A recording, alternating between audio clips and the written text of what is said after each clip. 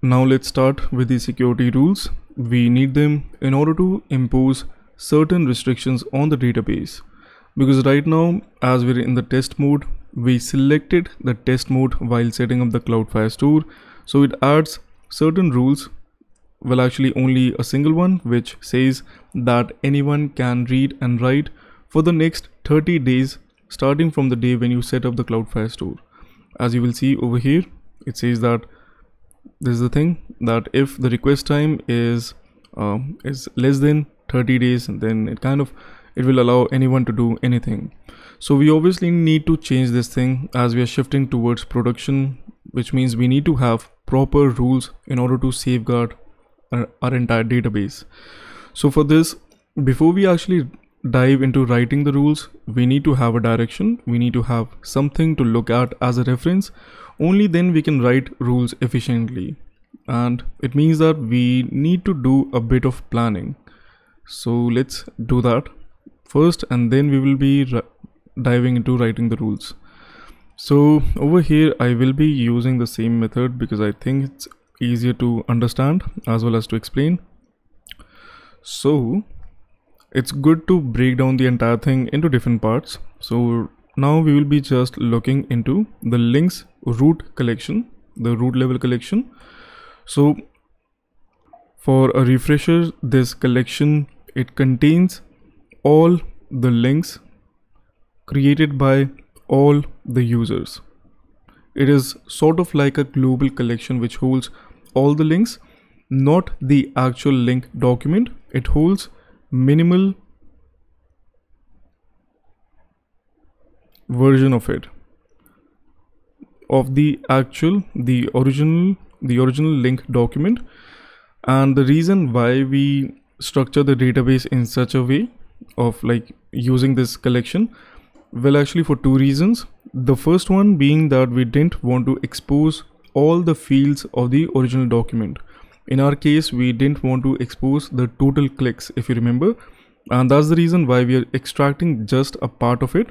Well actually just the long URL. The other things are coming from the request itself, which allows us to relate this document with the original one, with the link ID, the document ID, and the user UID, the user who created this link.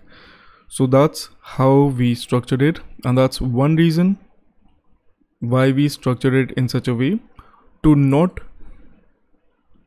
expose all fields.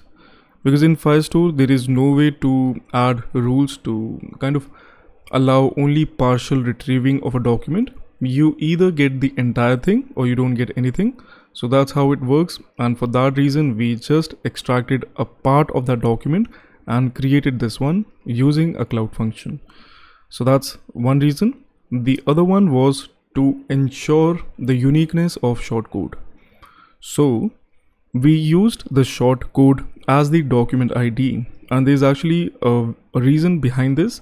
We did this thing because in security rules, there is a function called exist, which takes a document path, like a path to any document, and this thing returns back a Boolean value stating whether or not that document exists. So later we will be using this function in order to ensure that the link that the user is trying to create, the shortened link, the shortcode is unique.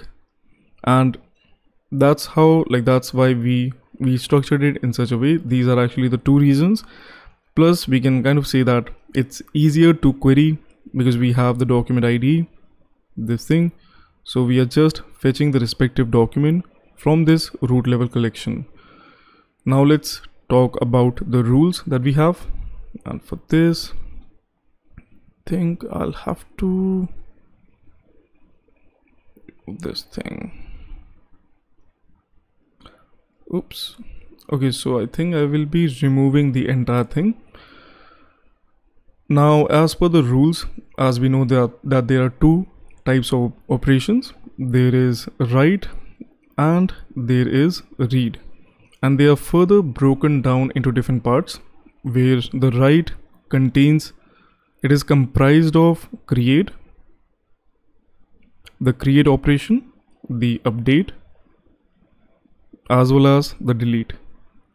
So these three operations comprise the write one, and as per the read, it contains of the get and the list operation. So the write ones are kind of obvious. The create is for creating a document, the update is to allow the update, and the delete is to allow the delete. So in this case, this collection, I think the user should not be able to do any of these write operations. The user should not be able to change anything within this collection, as this thing is something which is managed by the two cloud functions that we created earlier. The one which creates the document using the original one, extracts the field and creates a document, and the other one which deletes it if the original one got deleted, just to ensure that everything is in sync. So this entire collection, we can say that it is being managed by the cloud functions. So it means we won't be allowing any of the write actions, any of the write operations. Now let's take a look at the read. So the get method is when a user is trying to get a single document using the document ID. So that's what get is. And the list is when the user is trying to use a collection query, which means to retrieve multiple documents from the same collection. So if we take a look, we do need to allow the get operation, as that's how the application works. We are taking the shortcode and we are looking for the specific document using the shortcode, as it's the document ID. So we do need to allow the get operation. As per the list one, we don't want to do this thing. It's kind of important. A lot of people confuse, like they just go with the read one without knowing the consequence, because if we just allow the read one, it's going to allow these two, and that's not something that we want. If we allow the list one, any user will be able to get all the documents from this collection, which is something that we don't want. They can only get the one which they are trying to navigate to, or the shortened link that they're trying to visit. So this is something which we won't be allowing. So I think that's it for this collection. We just need to, we are just going to write the rules which allows anyone, doesn't matter whether they are authenticated or not, anyone to get any single document from this collection. So I think that's it. Now let's take a look on the users collection.